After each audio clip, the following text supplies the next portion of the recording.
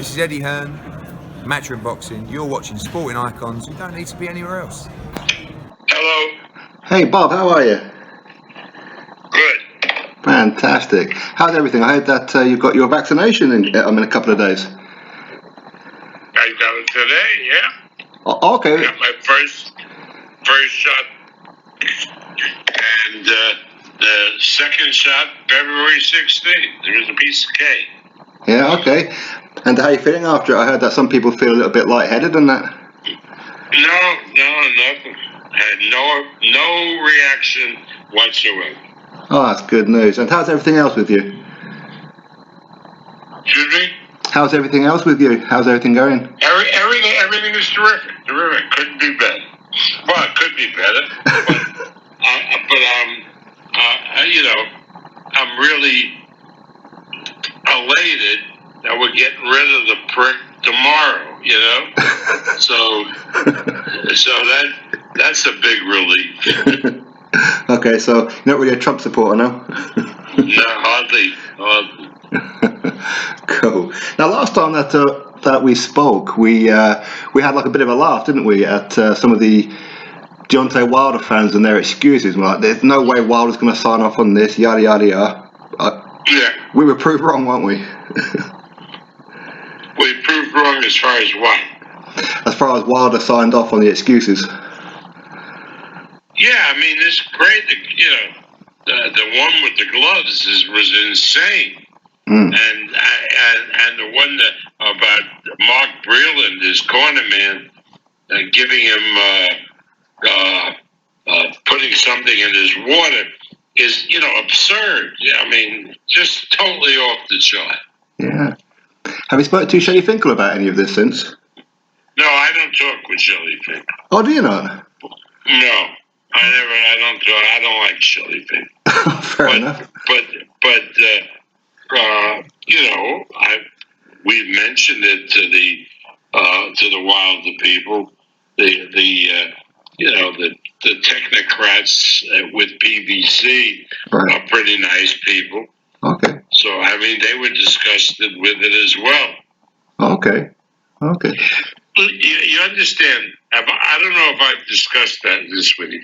Let's take the gloves. Yeah. Now, that he said that Fury loaded the gloves, etc., put stuff in his gloves and so forth. Now, the fight was in Nevada. Now, Nevada has a procedure to prevent anything tampering with the gloves or putting anything in the glove. And the procedure is this. After the weigh-in, they lay out 4 pairs of gloves. And each fighter picks his set of gloves and signs it, set number 1. Then they pick up their other set number 2, and they sign it. Then the commission takes the gloves, and the gloves are locked in a safe in the commission office, and they come out the night of the fight and handed to 2 inspectors, one for Wilder and one for Fury. The glove number 1 for each guy. Now, the glove is then delivered by the inspector in the dressing room to each fighter. There's another inspector there, and in the presence of both inspectors, the fighters gloved up. So the idea that any tampering with the gloves is absurd. Now, if it was in another jurisdiction, there might be a possibility that it could happen, although it's unlikely. But in Nevada, it's impossible because the whole procedures in Nevada are designed to prevent just that from happening. So the fact that he said that the gloves were tampered with and something was put in them in Nevada, it's impossible. Mm-hmm. You understand what I'm saying? I do. If this was in Abu Dhabi, let's say, and he made that allegation, which would not be true, Fury would deny it and so forth, but would there be a possibility? Yeah, there would be a possibility.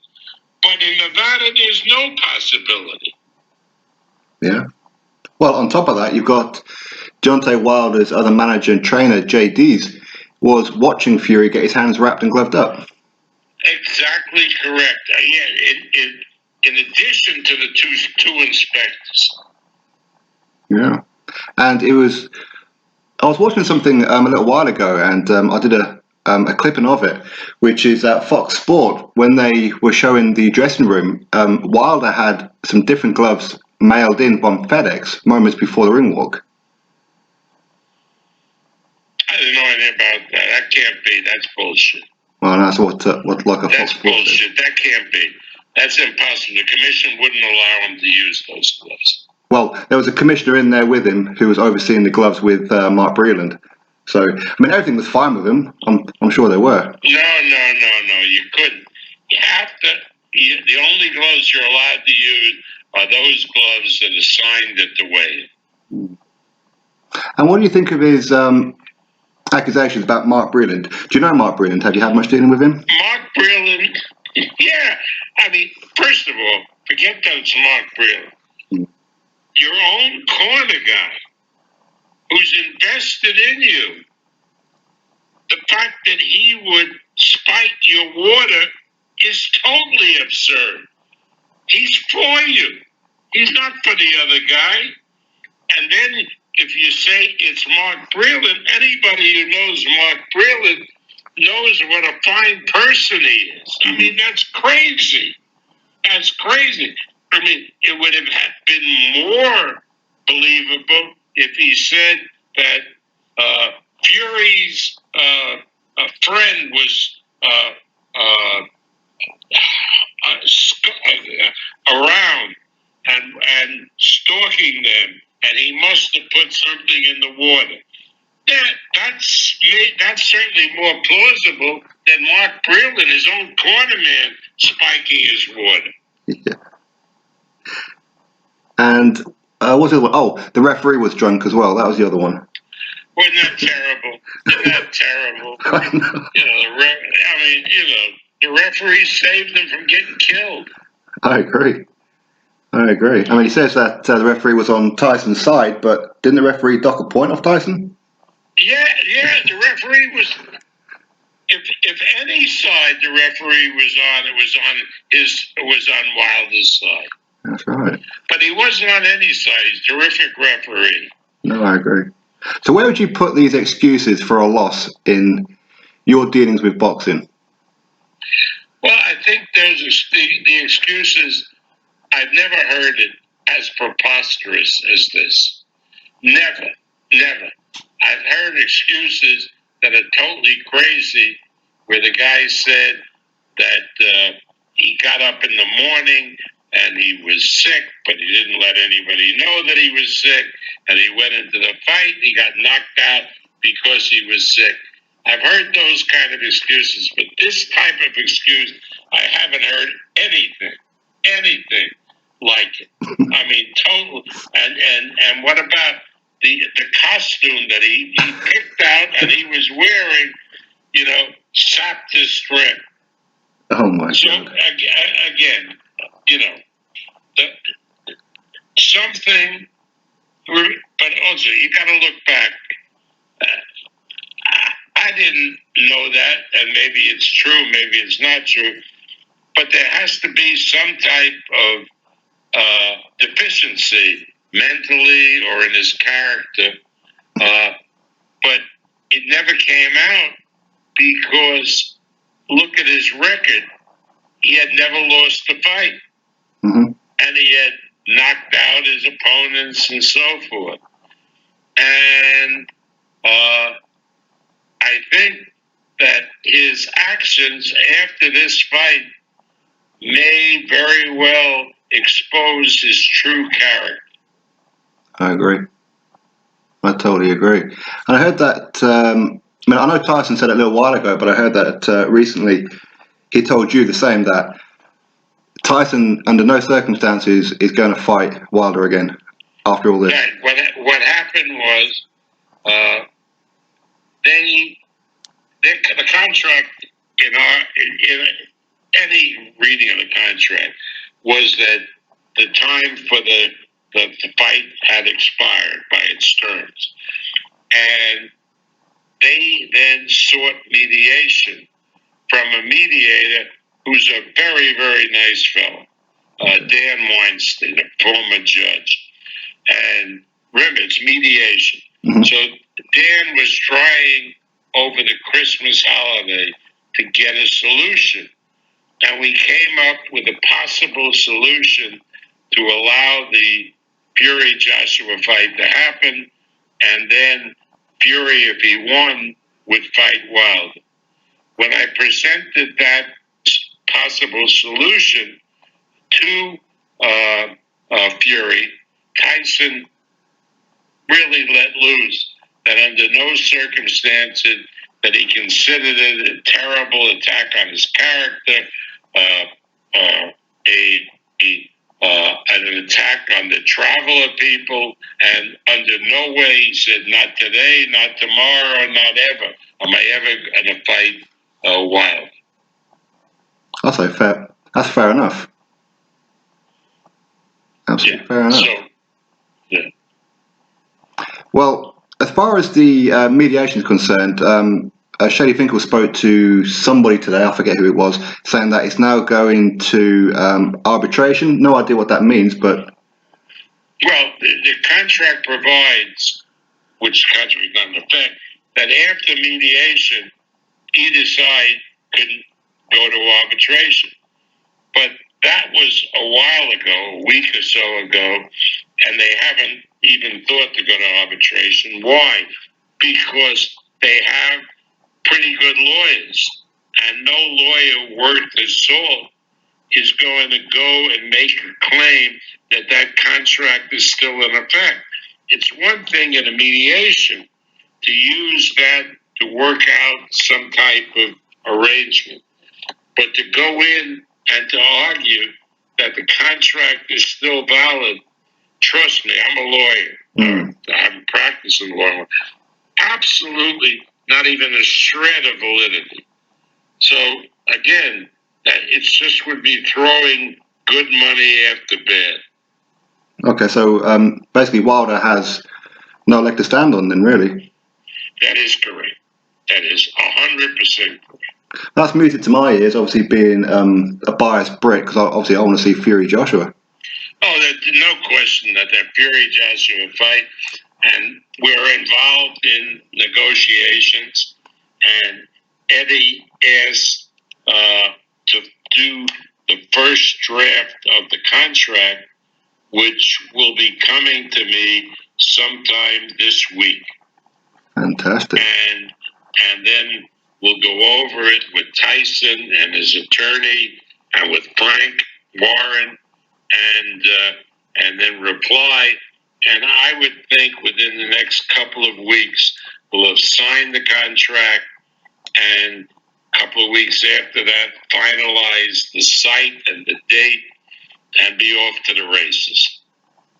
Well, right before you text me, I did a podcast with Barry Hearn, and he says, while he's not directly involved in any of this, he says that he's under the impression that it's really only the site and venue date that's really kind of like waiting to be signed off now.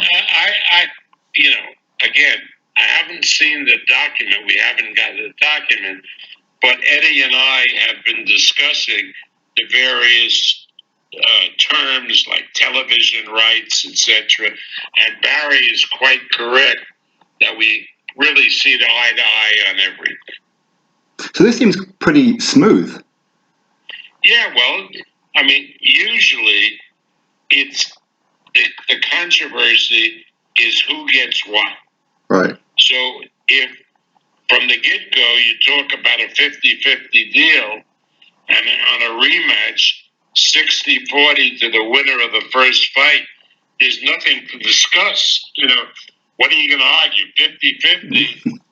It's 50-50. Exactly. Make sure you win the first fight. Yeah, right. So that avoids the economic controversies which prevent most of a lot of these fights from being concluded, arrangements being concluded easily.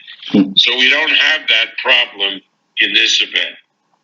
Okay, because I did hear Tyson. He said like a little while ago that his main problem outside of the money is that it must be Tyson Fury versus Anthony Joshua, not Joshua versus Fury on the poster. All right, did that ever come up? That's easy. You solve that. Yeah.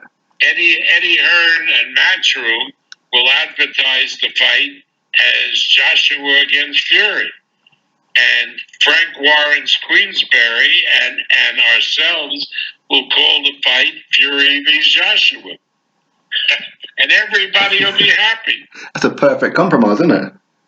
Yeah, of course. So what's ESPN and DAZN saying? Obviously, you can't divulge like too much just yet, but I'm presuming that both are happy to potentially share the broadcast. No, that's not correct. No? That's not correct. No. For example, in the UK, we have pay-per-view. Yeah. I think BT and Sky will each solicit their own pay-per-view. Okay. In the United States, it's different. In the United States, ESPN has a platform, ESPN Plus. Mm-hmm. In the Fury Wilder fight, 35% of the buys for that fight were on ESPN's platform. All the other cable systems, satellite providers, counted for the rest. So ESPN will distribute the fight, will solicit pay-per-view buys on its platform, will handle the ESPN has it's the sports network, so it will do a tremendous amount of publicity on its channel. And if the DAZN wants to distribute like DirecTV and wants to solicit its subscribers to buy the pay-per-view at the same price that everybody else is charging, that's fine. That's fine. Okay. So that's not going to be a problem. Now, and the DAZN is mostly interested in television rights outside of the U.S., Canada, and the U.K., and there it's a question of money. If they put up sufficient sums to outbid other television outlets, fine, no problem. The DAZN handling doing those television rights. So all of that stuff, if you have experts like us and Matchroom and Queensbury, those details will be worked out. That's not going to be a problem. That sounds perfect, because obviously a lot of other countries will want to show it, like Italy, Japan, etc., where the DAZN are. Yeah, of course. And if the DAZN, let's take Italy for an example. Mm-hmm. If a RAI or a television network in Italy wants to put up X dollars, and the DAZN matches or exceeds X dollars, of course we're going to do it with the DAZN. Okay, that's interesting stuff. I never really thought about it from that angle. I was just thinking about it from like US base. No, it's all economic, and the US, it's really not a problem. Okay. Because the DAZN you have to understand, in the United States, barely has 150,000 subscribers. Okay. ESPN Plus, which has 12 million subscribers. Wow. So it's not comparable. Yeah. And DAZN is not going to want to get in a bidding war, and it's stupid. So DAZN is going to concentrate on outside of those two areas, the US, Canada, and the UK. Okay. Oh, fantastic stuff. And the Top Rank and Queensbury versus Matchroom. That sounds very good. Yeah, and indeed, Eddie, when we talked about the undercard, Eddie made a suggestion that to me seems really good, that we'll have Matchroom fighters against Queensbury and Top Rank fighters. Mm. I mean, there's so many different fights you can make, though, isn't there? There's loads of them. Absolutely, absolutely. Do you have one that, I mean, I'm sure that you haven't got to that point yet, but if you could get your own way, is there a specific fight that you'd like to put on that card? Yeah, but I don't want to get ahead of my skis. Fair enough. Well, one fighter that I do like of yours, Irishman Michael Conlan. Absolutely. Conlan would be terrific for that card. Yeah. 100%. He's a great kid, and we love Conlan at Top Rank. He's been great for us, and he could help, with pay-per-view buys, both in the UK and in the United States. He's quite an attraction in the United States. He That's good. did very well at Madison Square Garden, and he's very well known. So if the card needs help, which the main event needs help, which I don't believe, Conlan would really, really be good for the card. You're absolutely correct. I think him versus a Kid Galahad or a Thomas Patrick Ward would be fantastic for us. Yeah, I agree, and all that is doable. Yeah. Okay. So what about any news with like a Teofimo Lopez?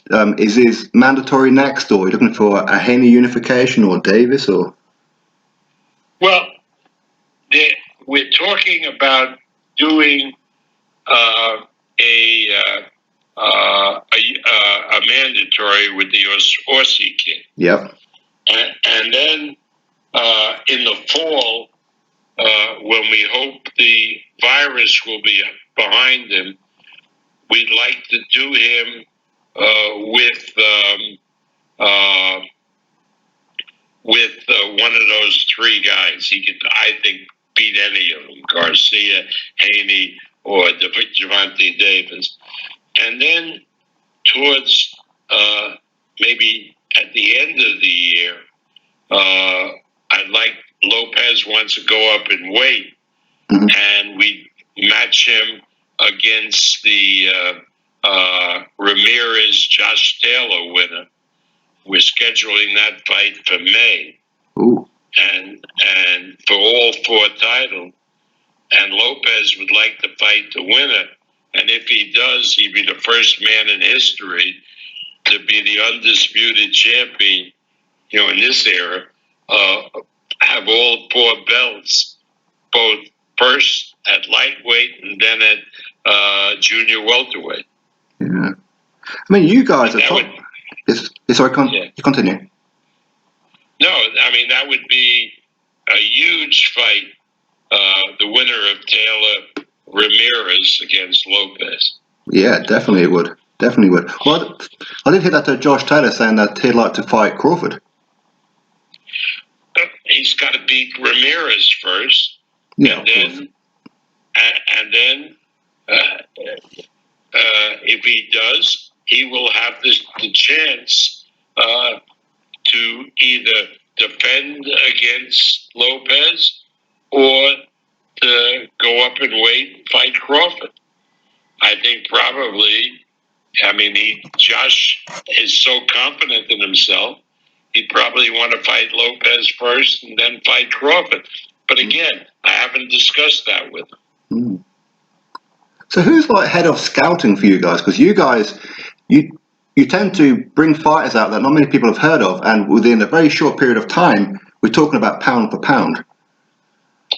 Yeah, because we have, I have 2 full-time matchmakers and a director of boxing operations. 3 really astute guys that, because we have on any given day 20 inquiries of fighters who want to sign with us and so forth.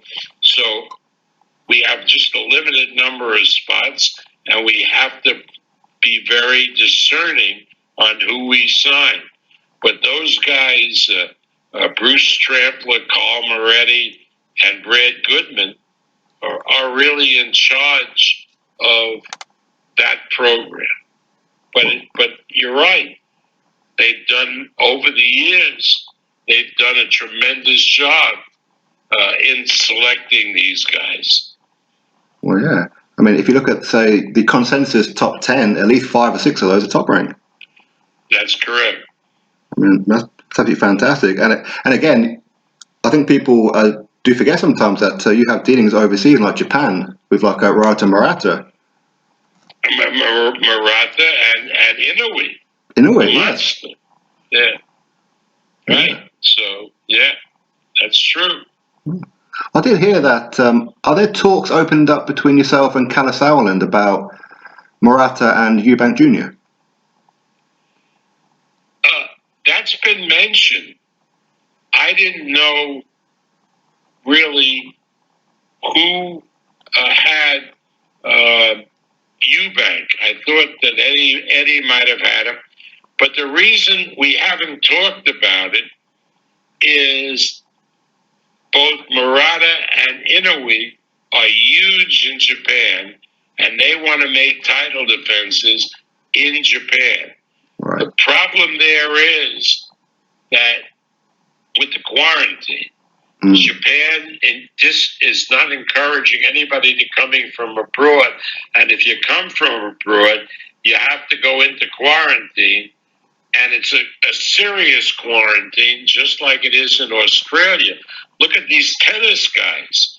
They come over, they're getting ready to play in the tennis tournament in Australia, and they're confined for 14 days in their room.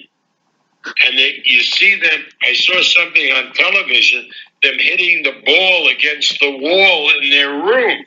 Oh my. A boxer can't do that. God, it's like being in like a 14-day prison. They don't even let him out to go to a gym. Oh, that sounds awful. It's like a prison. And Australia's like that. Japan is like that. Yeah. So again, there's no use talking about matches from Murata and Inoue in Japan, even though in Japan they allow full events with spectators, but a foreigner is not going to go in there and fight. Oh yeah. So you're definitely going to have a busy 2021 then, aren't you? Yeah. I feel very bullish. I got my first vaccination shot today. Yeah. And I get my second one on the 16th of February, and then I'm all set and ready to go. Yeah. Oh, and congratulations to Frank Warren for kicking it as well. He's at hospital now. Yeah. I talked to Frank this morning. I mean, he really had, 10 days in the hospital. That's a long time. It is. Well, he's a tough guy, though, isn't he, Bob? He's a tough guy. All of us boxing guys. But do you miss like the old days of boxing? Yeah, I mean, it was. I don't know. Maybe it's my age, but in the old days, it was much more collegiate. Right. In other words, there were promoters. Well, not only my company in the United States. There was Rodolfo Sabatini in Italy. There was Tito Lectori in Argentina. There was Jarvis and Mickey, Jarvis Stair and Mickey Duff in England, Eileen Eaton in California. So, and we all got together, and we had dinners together, and we all worked together. It was a whole different atmosphere from what we have today. Yeah. Do you think that maybe there's too much politics now? Or maybe it's just out in the mainstream, maybe we're seeing it more, but maybe it's always been there? Well, it's hard to say, as someone who's been around since the 60s, I mean, everything has changed. All the way you reach out to the fans. At first it was the newspapers that you had to be in the newspapers, and now it's all social media, and all these that is the way you communicate to people. And for an old guy like myself, it's a real new world. It's different from what it was before. So it's very hard for me to make comparison to what was then and what is now. Yeah. But you're still enjoying it, though. That's the most important thing. Yeah, it's because why? Because it keeps changing. It keeps becoming different. It's the same ring with two fighters in the ring, but everything around it has changed and is changing as we speak. Yeah, of course. And are you going to give Keith Thurman the money that he wants? I heard his little rant. I mean, again, back in the days when we had arguments with fighters and the managers, and you always do because it's an economic, push and pull. There was a pie. Mm-hmm. And the argument that fighters and managers made was what piece of the pie was the promoter entitled to for what he was putting in, his risk, his effort, and so forth. And that was the argument. And that was an argument that I was used to, and it was a fair, always fair. Now the argument is, well, there's a pandemic, but you're getting $1 from the network to televise the fight. I want you to spend $3 to make the fight. And if you don't, you're a cheap bastard because take the money out of your pocket to make the fight happen. So I tell these guys, I'd rather you fight the fight with somebody else who takes the money out of the pocket, and I promise you, I'll buy a ringside seat to watch it. Of course, at the end of the day, business is business. You're not going to put your hand in your own pocket unless necessary in certain cases. But we've done that a little bit, but small to get these fights done during the pandemic when our revenue streams, like the gate, the closed circuit, everything, has been cut off. Yeah. So we've done that a little bit. You can't do it forever, or else you run out of money, your own money. But the idea that I'm a cheap bastard because I don't go into my own pocket to make a fight happen is totally crazy. Yeah. At least I think it is. Well, yeah. Yeah, of course it is. Particularly when it's a fighter that I have had no connection with.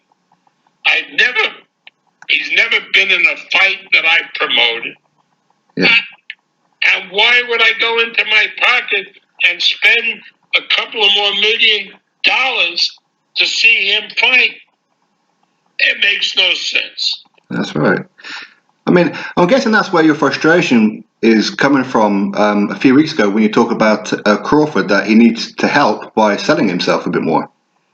Right. That generates more money. Terence Crawford is a tremendous fighter. Yeah. Really tremendous fighter. But I've lost money on every fight that I promoted for Crawford. Oh. Everyone. So again, and then for him to complain, it's one thing to say, okay, good, I'm getting tremendous money for these fights, and if Aaron wants to lose money, great. But instead they complain. Right. Ungrateful. Yeah. Not ungrateful. Everybody's ungrateful. But there's no reason for them to complain. Well, yeah. They should take the money and shut up. Well, yeah. That's right. So who do you think is going to be next for Crawford then? Who would you like to see him fight? I'd like to see him fight Spence. That's the fight everybody wants to see. Wrong side of the street, remember? Nobody wants to see Spence with any of these guys that he's fought before. Nobody wants it. Every time when Heyman makes a fight like Spence and the Garcia, he loses tons of money. The only way he's going to come out is to do Spence and Crawford fight each other, do it on pay-per-view, take modest guarantees, and get the big portion of the upside, and do it on pay-per-view. And my view is the public will pay for that. Of course it will. It's a huge fight, isn't it? Yeah, but they're not going to pay for Crawford against Thurman or Crawford against Porter. They're not going to pay for that. Yeah. But isn't being a PBC fighter meaning that you're your own promoter, essentially? So they are free to come over to ESPN if necessary. Oh, yeah, there's not a problem there. But yeah, they still don't want it there, which is weird. No, they will. Oh, they will? Thurman will. Well, yeah, if I write a check for $3 million. Well, I mean, I like Keith and everything, but he lost his last fight. I think he needs a couple of wins in order to demand that kind of money.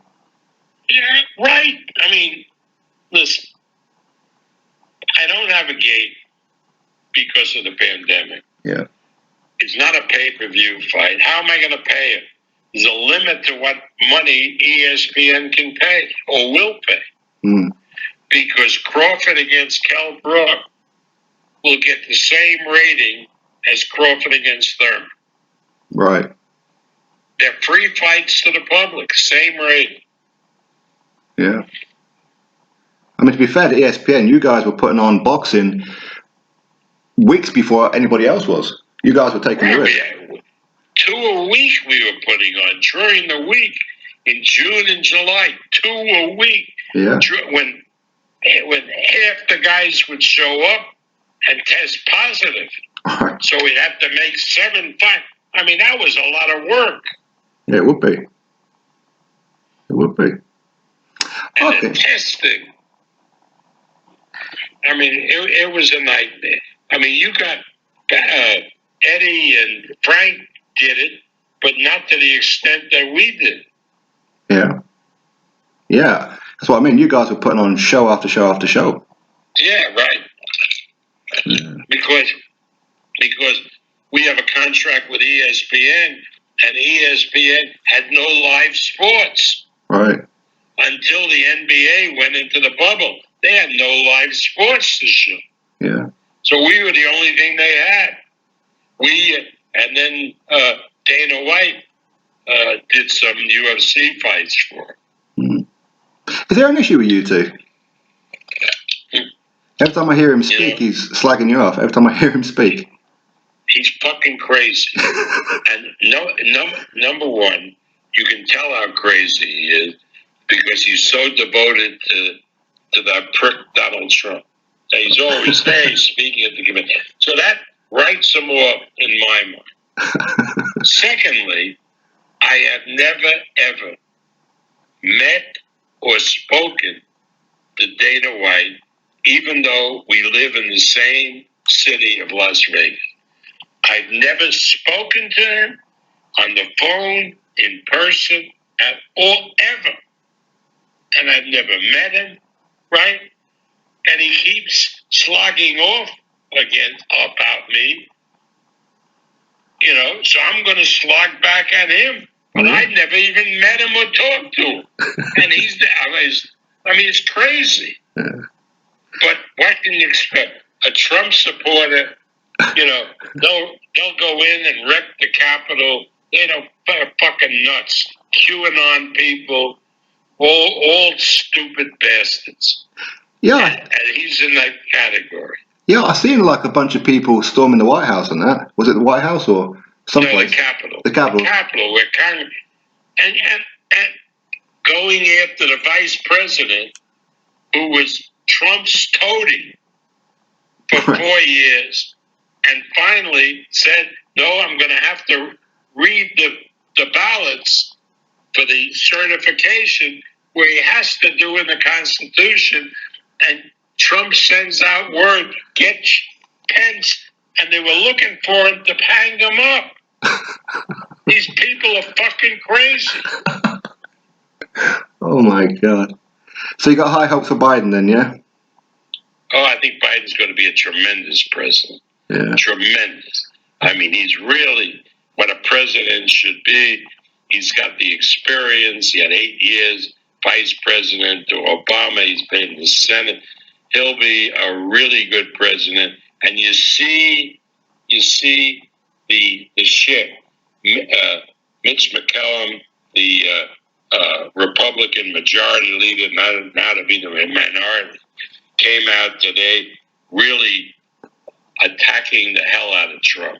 Finally, so the country, I believe, is going to go back to normal. Didn't you ever fancy running?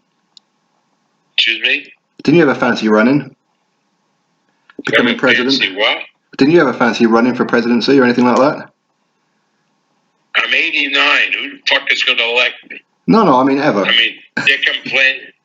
Every American, I think, particularly who gets educated, has a fantasy, of course. Yeah. But, never anything that I acted on. The only way I've been in politics is to support candidates, not to be involved myself. That's fair enough. Well, yeah, I suppose it's not your head on the block then, is it? Yeah. Well, I've supported candidates here in Nevada. Mm-hmm. The two ladies who are U.S. senators. I'm a big supporter of both of them. They're both Democrats. Mm-hmm. And Harry Reid is one of my dearest friends, and he was the majority leader of the Senate, and he's obviously from Nevada. That's spot. Well, it sounds like you've got your hands full. It's going to be some exciting times outside of boxing, but certainly in boxing for you. That's correct. That's correct. All right. Good talking to you. And you, Bob. Thank you very much for your time as always. All right.